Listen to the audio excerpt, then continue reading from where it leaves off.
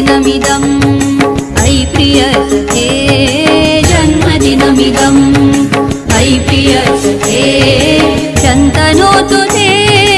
सर्वदा मुदम् शन्तनोतु ते सर्वदा मुदम् प्रार्थयामहे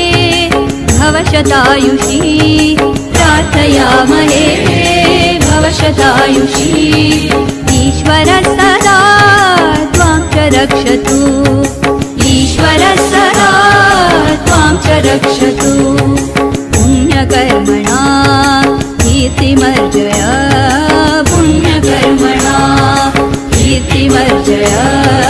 जीवनं तव भवतु सार्थकम् जीवनं तव